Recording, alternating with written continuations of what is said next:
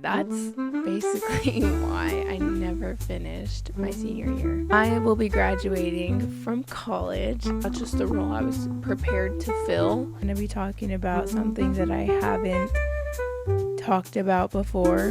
Why do I want to get emotional already? This is weird. Guys, and welcome back to the Thought Daughter podcast, where I'm basically just a girl and I have thoughts and feelings and advice to give out and share with everybody. Today I'm honestly super anxious about this episode because I'm going to be talking about something that I haven't talked about before. Why do I want to get emotional already? This is weird. I talked about this before for the public to know, so this is going to be a little different than what I normally do. But I have been having a lot of thoughts about it, and it's graduation time right now, and it's really bringing back a lot of memories. So let's just start from the beginning. We're going to date back to my senior year of high school and talk about why I never finished it. So, June 1st was my birthday, and we were graduating, I think, a week or 2 weeks after that. And so I had a lot of big things coming up. So I turned 18, and then I was planning on graduating and everything. And that following week, on Tuesday, June 6th, I'm pretty sure, it was finals week. I was taking my pre-calculus math final when my pre-calculus math teacher got a call, and I was not thinking anything of it because why would I? Why would I be getting checked out or anything? Why would it be for me, right? So, she gets the call and she's like, "Oh, it's for you. Like, you need to go to the office." And I was like, "Okay, that's weird. Like, I don't think I have anything going on. Like, this is really annoying because I have my final and whatever." And I'm looking at my phone and I'm getting, like, I got a few missed calls from my aunt, and it's like, we don't talk like that. So it was really weird to get those calls, and I didn't think anything of it still. I figured she was just trying to get a hold of my dad. And then I got another call, and I was on my way down to the office, and like, "Can you check out your siblings? Like, how are you?" Just very odd. And I was like, "Yeah, like, what's going on?" She's like, "I just need you to come to the hospital, and we'll explain everything here." And I was like, "Okay." Like, I figured something was going on, but I didn't think anything yet because I wasn't told anything and I didn't want to freak out if it was nothing. So I'm waiting in the car for my brother because me and my brother were in high school at this time, and I had to wait for him basically. And I'm waiting in the car and I'm getting super anxious because I'm like, why would we need to go to the hospital? Why would I need to get checked out? Like, this is so weird. And then I get another call, and it's from my aunt on my mom's side, and she's like, "What happened? What happened? Your dad." And I just was like literally went blank. Like, what are you telling me right now? And I just start like freaking out, and I'm waiting for my brother because he obviously has no idea and he's taking forever, and I'm starting to panic now. And he finally gets in the car, and I am like just in shock. I don't even know. Like, I don't even think I was crying. Not that I remember anyway. And then I get down to the middle school where I had to go pick up my sister. And so I go to the office and I'm like, "Hey, like, I need to check out my sister. I guess there's a family emergency and I need to check her out." And she's like, "Well, you're not the parent guardian." So now I'm like freaking out, and I start crying. Like, I'm begging them, like, "Please let me take her. Please. Like, I don't know what you want me to do. I don't know what's going on. Like, I just need you to let me take my sister with me to the hospital so we can go see what's going on." And I was like, I couldn't even form sentences. I was just so like in shock, and like I was panicked, and just my brain was scrambled. It was just a lot. And then finally I got my aunt on the phone, and she was able to like, I don't even know what happened, but I ended up getting my sister. And they were like, what's going on? What's going on? And I was like, we need to go to the hospital. I guess dad's in the hospital. And I'm like crying. I'm like driving, trying to look through my tears. And freaking Google Mapsing where the hospital is because I didn't even know where it was. And then we get there. And,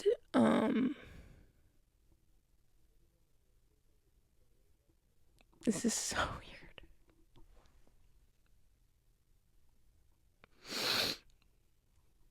Not. And this is gross. Like, not trying to cry on the internet. What the fuck?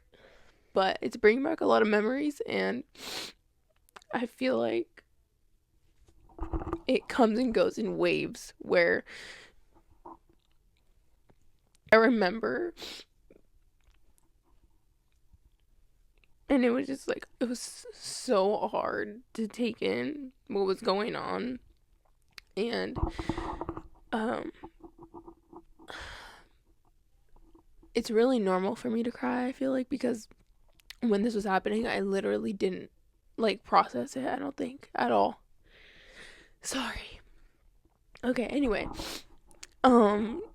So we get to the hospital and they're like, my uncle, I think. I don't know. It was like a bunch of my family members there. And my uncle was like, your dad had a heart attack and they don't know what caused it. They're checking his heart. And I just literally, as soon as I heard heart attack, I just like broke down. Like I didn't even like you don't expect that to happen to you, you know?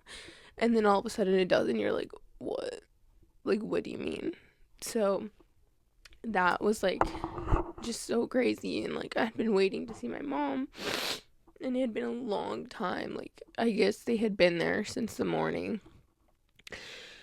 And I remember we went to go see her and she just cried and she was just scared, and you don't know what's gonna happen, you don't know why it's happening. And they're taking a long time to give you any answers, so it was like this long waiting game, and I just became numb, I think, after a while. um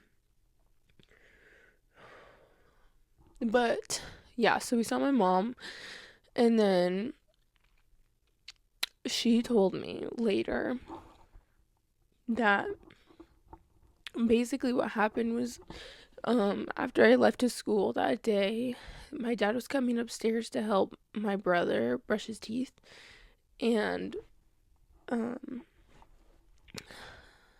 and basically out of nowhere my dad just starts like grabbing his chest. My mom wasn't even there. My brother with special needs was literally there. My little brother, who was 10 at the time, was there, I think.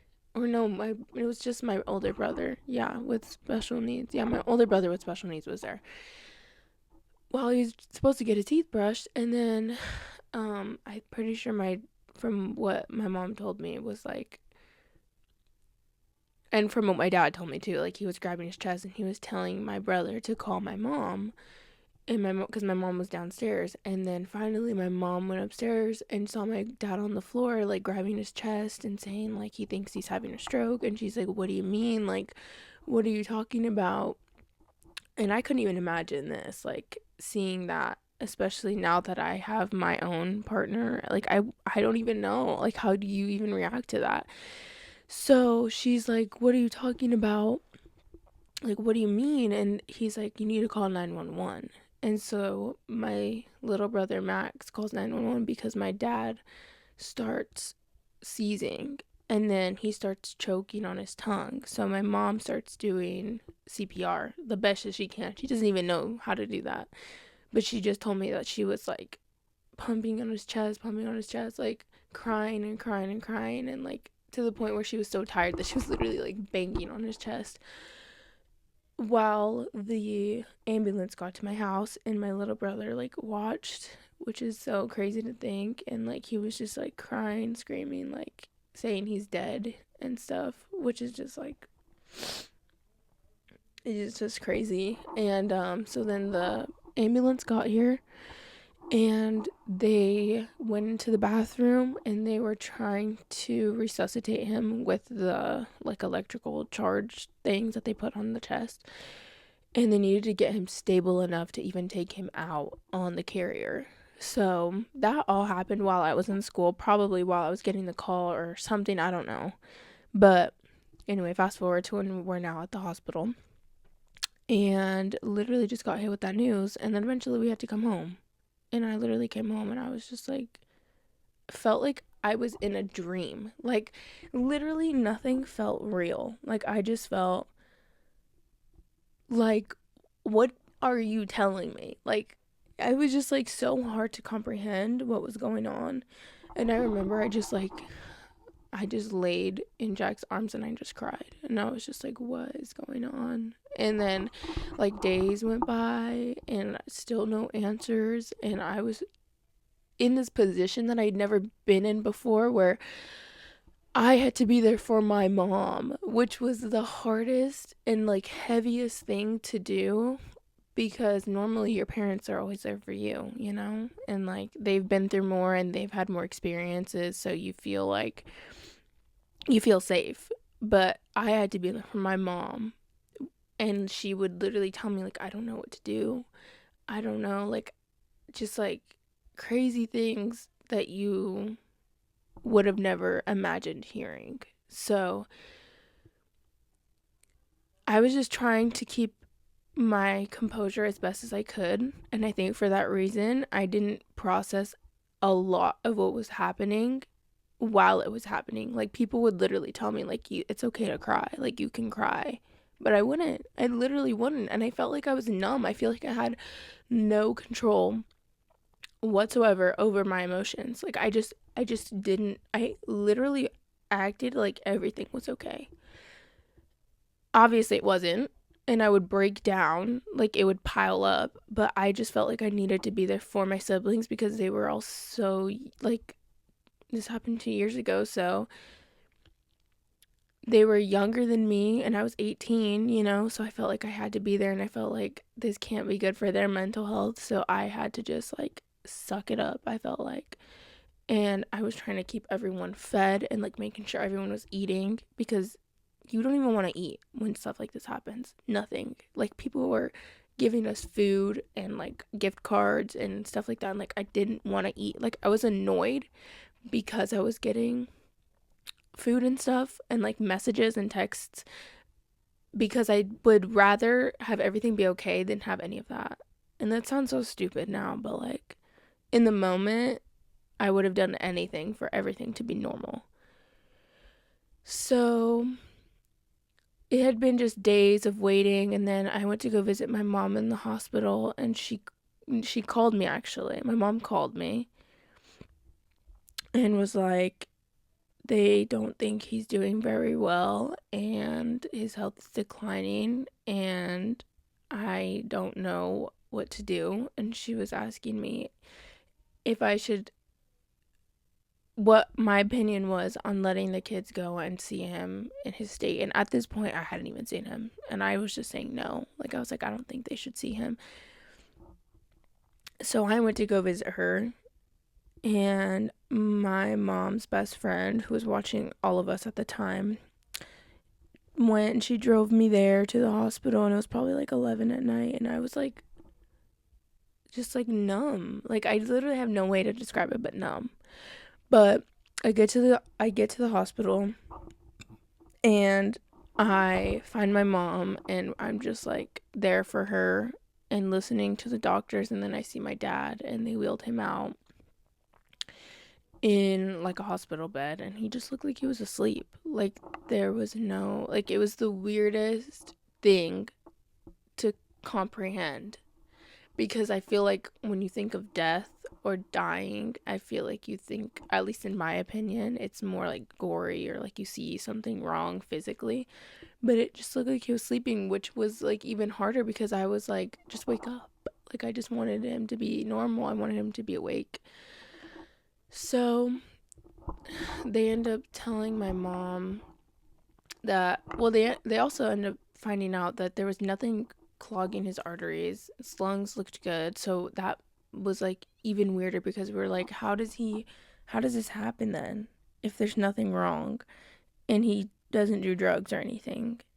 It was just the weirdest thing ever. So then they end up telling us that they need to have him transported or else he won't get the proper care that he needs. So they, by the grace of God, a room opened up in Oregon where they had to fly him out, and we went to the hospital again this time. So this is like days later. And they flew him out and we had to go to the hospital, me and my family, and we basically went to go see him for the first time as a family, and he was still just like in his bed and connected to like a bunch of wires, and like he had a mask on. And um I remember just like the only thing I could do was pray and turn to faith, I guess. And I remember touching his I remember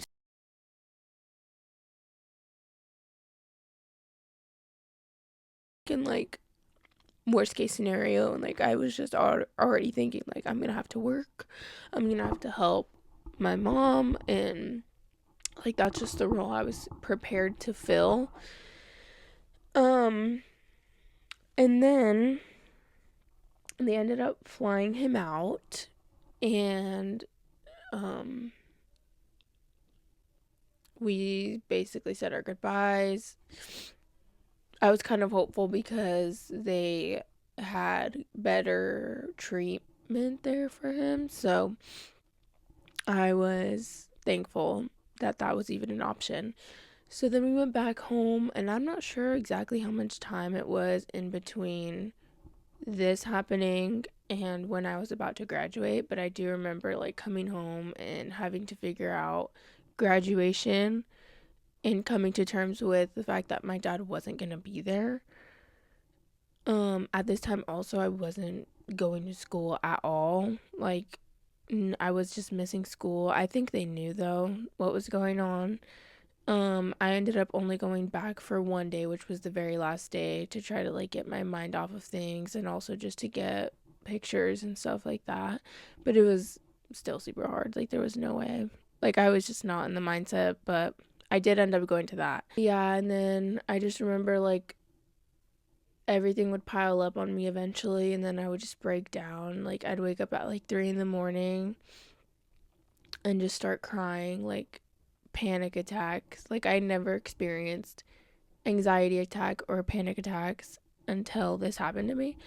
And I would literally just like panic, and it was just like crazy, and I would just wake up and make sure everybody was sleeping because I knew like my little brother Max would have a hard time going to sleep and stuff, and like he would constantly ask me like how's dad, like is he okay, is he gonna be okay? So that was really tough.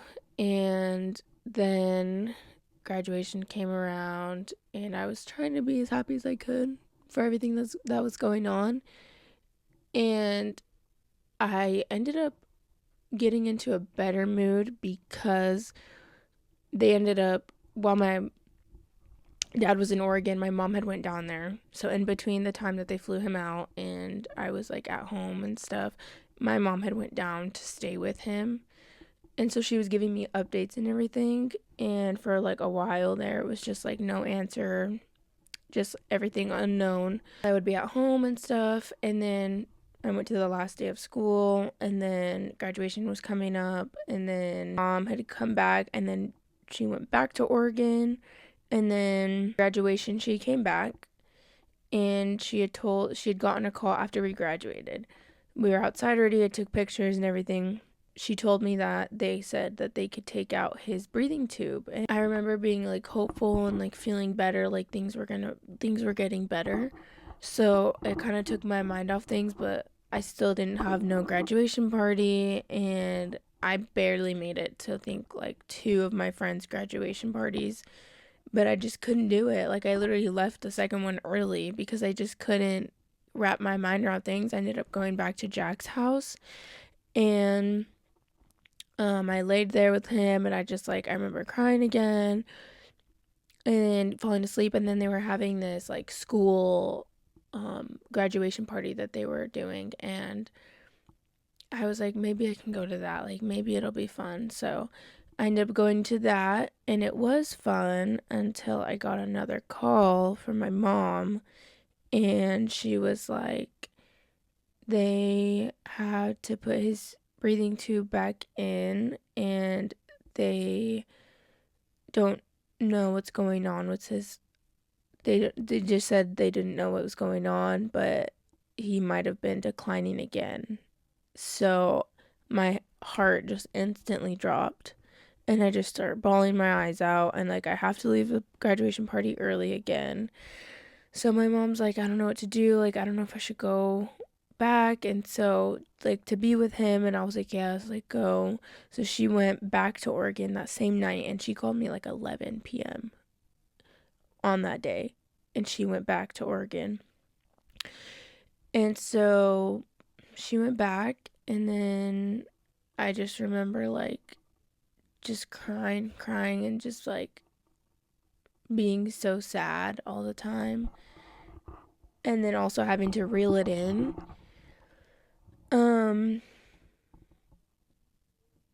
And then she stayed with him for a very long time, and it was really hard to not have my mom around because she was the person that did everything, and we had a lot of help, like a lot of great help, but it's just different when it's your mom, you know? So eventually, after, I don't even know, probably like 2-3 weeks maybe, I honestly don't know the time frame, so bear with me because it's all kind of blurry. I feel like I blocked a lot of it out, and I also didn't go back into my memories to look at any dates, so just bear with me. But eventually he ends up waking up, and we talked to him, or tried talking to him for the first time, yeah, and he looked different.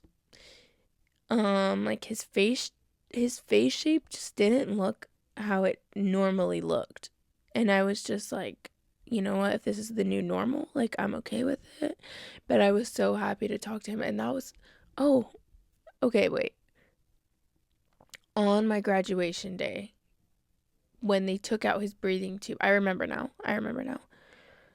On my graduation day, after I left the second graduation party early, I got a FaceTime call because they said he was getting off the medicine and waking up, and he wasn't sedated anymore. So now I remember he wasn't sedated when they took out the tube.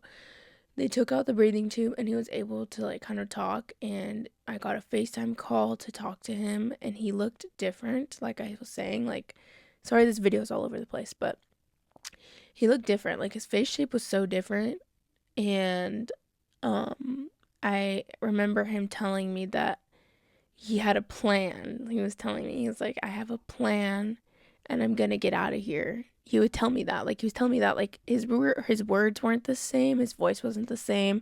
Obviously, he had been through a lot, and he was sedated for a very long time. But he was telling me that, like, I have a plan, and I'm gonna get out of here. Like, he just told me that. And I was crying, and he was, like, telling me not to cry and stuff. And then I remember I showed my other siblings him while he was awake, and my brother was like freaking out because he was like, that's not my dad, whatever. Then later on, when I went to the other graduation party that the school was holding, because I thought, like, you know, like I had got my spirits up enough to go, my mom calls me later and ends up saying that they had to put his breathing tube back in, they had to sedate him again, and he wasn't looking too good. That's what the words were. So then she ends up going to Oregon that night at like 11 p.m. And it was just like this never-ending nightmare, like cycle of like you can't even trust if it's going good because the next thing you know, it's going bad. So I left the graduation party that the school was hosting, and I went home, and I just remember like crying myself to sleep. And I don't even remember how long in between it was that had happened and when he like actually was able to wake up. I remember eventually he was waking up off the medicine. He started doing better. My mom FaceTimed me when he like was or sent videos of him learning how to walk. They ended up saying that because she was doing CPR on him, it kept the blood flow to his brain, so it didn't cause any brain damage, which thank God. Literally thank God. Everything was okay, and he basically just had to like work everything up, had to get his bowels going in order to leave the hospital. He had to be on this very, very strict diet, and he still is. But like limited sodium, water intake, or liquid intake.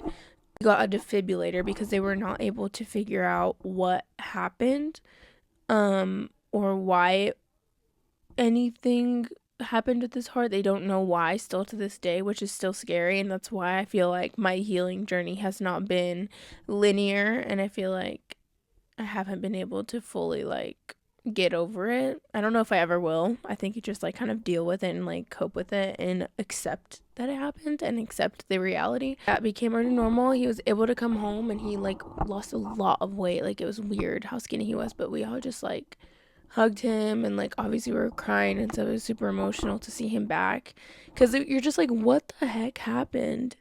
It was so quick but so long. Like it felt like it was never gonna end some days, and just like out of nowhere he's back. It was the craziest thing.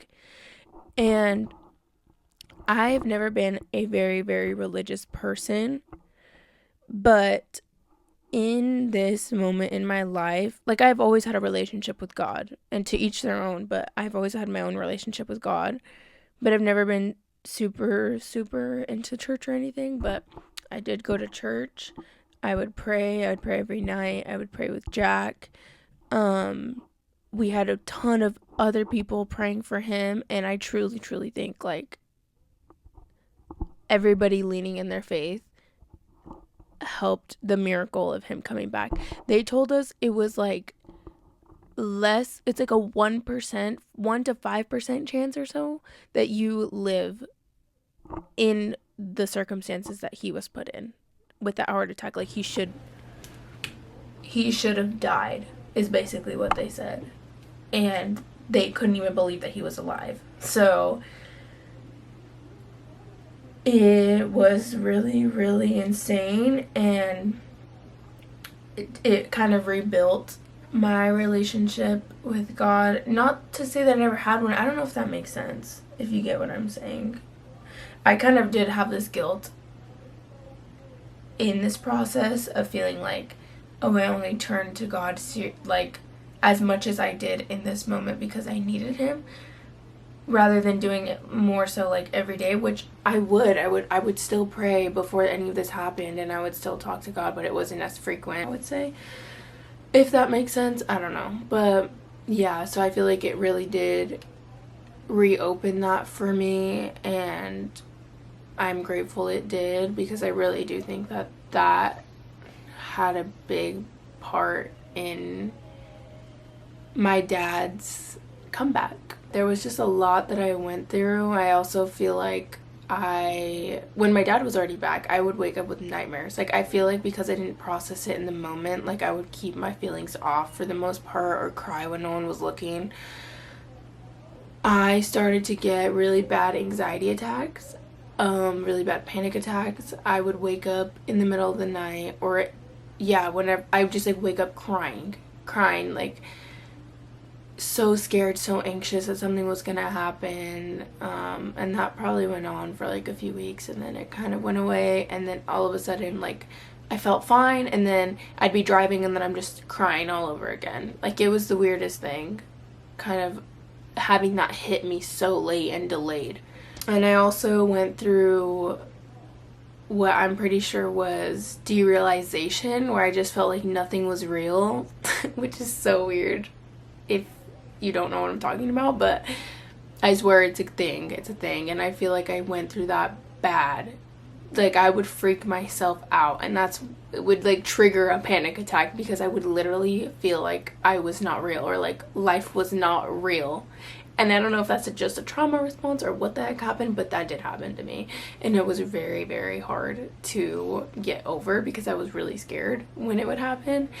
But now I'm okay, and I've also just come to realize that healing, grieving, trauma, just getting over that or coping with it is not linear. I mean, as you see now, like I'm literally still crying about it. It still obviously hits me in a certain spot to kind of trigger those emotions, and giving myself that grace, like it's okay and I can take my time and it's normal.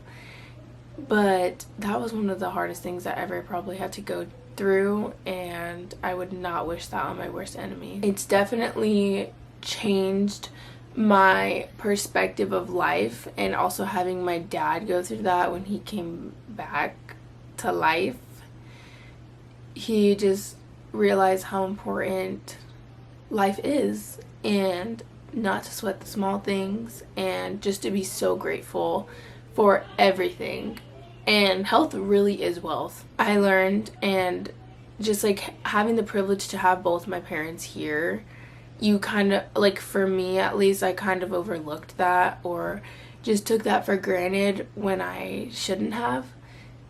And so now sometimes I'll get super anxious and feel like, what if something happens? What if I lose him again? Or like, what if I don't know. I just think about all the worst things, or, yeah, because like I said, they haven't figured out why or anything, and he still has a defibrillator just in case. Which, if you don't know what a defibrillator is, it's a device that goes in his heart and it shocks his heart if anything was to happen. So that kind of gives me peace, but at the same time, it's just still this unknown. Another thing I learned was probably like, no one has a real certain life expectancy.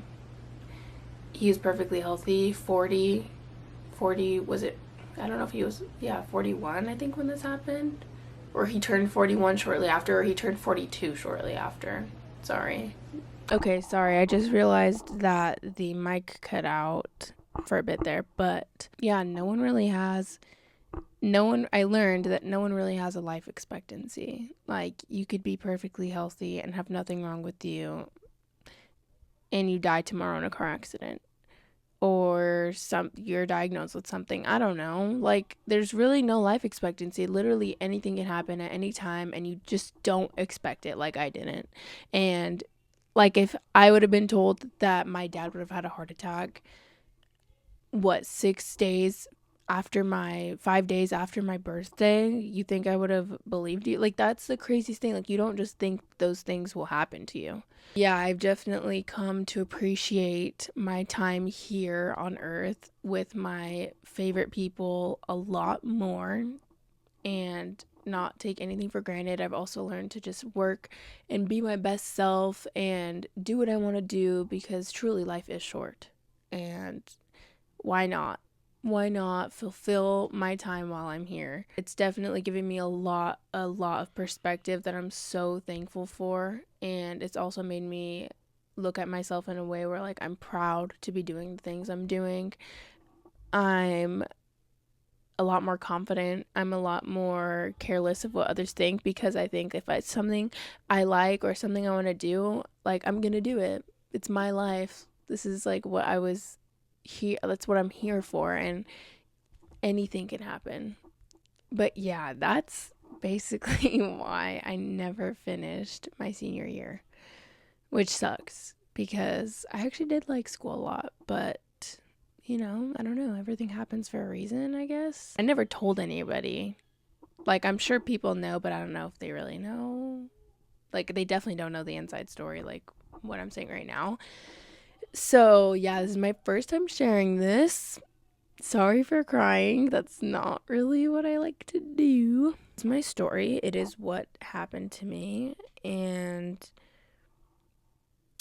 if there's anyone out there going through something similar, or maybe having hard times, nothing is linear. Give yourself grace, give yourself time. Don't take anything for granted.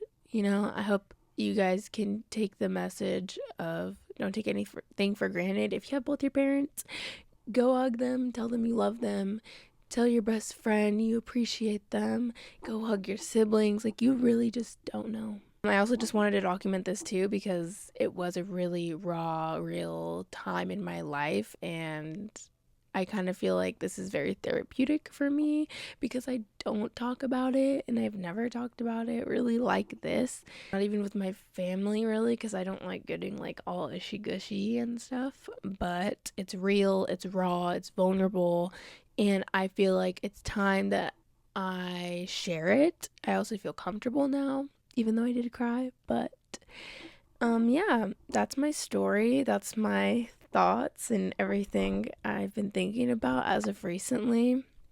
So, I hope you enjoyed this episode, and sorry it was kind of like sad and it's not really what I usually go for, but ending on a positive note, I will be graduating from college as a first generation, and my dad will be here for that one. Thank you guys so much for watching. I will see you guys very, very soon. If you guys want to tune into my other socials, I post on TikTok and Instagram. You guys can find that in my bio. And I'll also put it on the screen here in the outro. That's it for today. Thank you so much, and I'll see you guys next time.